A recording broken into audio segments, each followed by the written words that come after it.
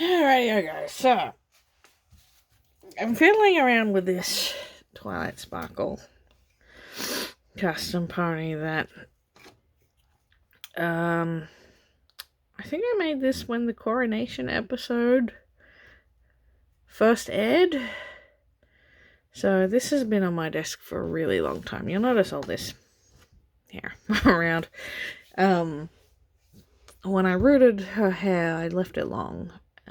Because I had no fucking idea how to style it. I just wanted the correct colours, and she sort of was sitting on my desk for a while. It's taken me this long to realise that you can use this stuff in place of hair gel on nylon, and that you can use heat to style. So, not the best tool, but I've got this mini iron.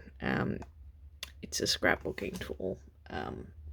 I need to try and get a small actual curling iron or something of the like, so I can do ringlets and such. So I've just been fiddling around with her, trying to get the hair to sit nice.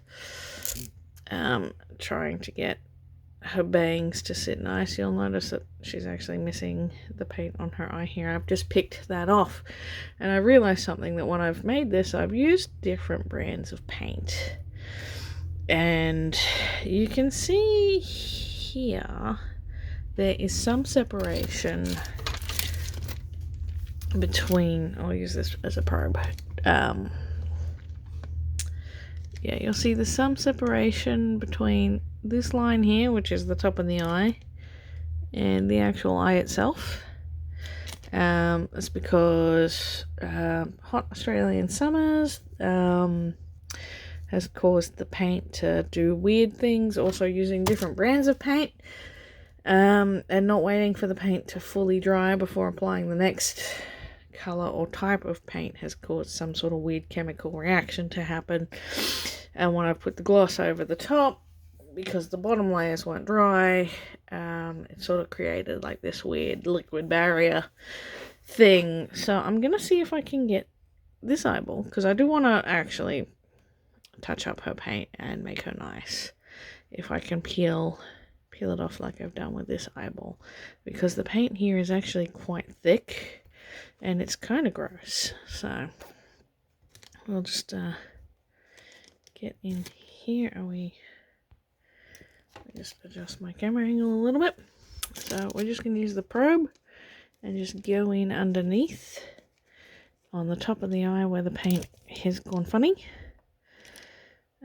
Both eyes had the sagging problem, and I was actually at one point able to just gently lift. See? Well, yep.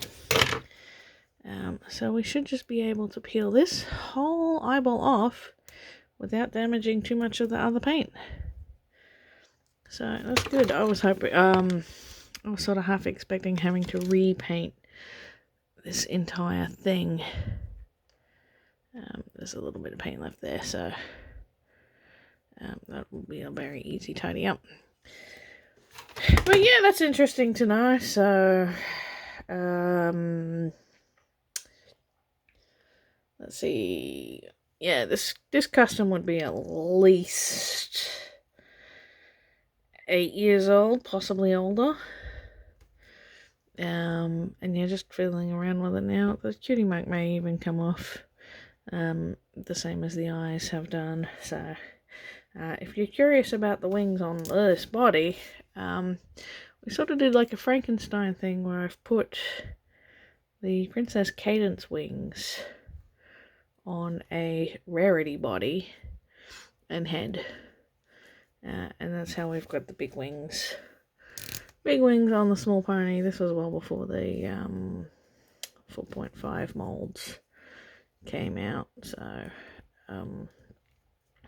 yeah. Yeah, just sort of fiddling around with how to get her hair to sit the way I want it. Yeah, interesting. Interesting that just peeled off like that. I thought it might have.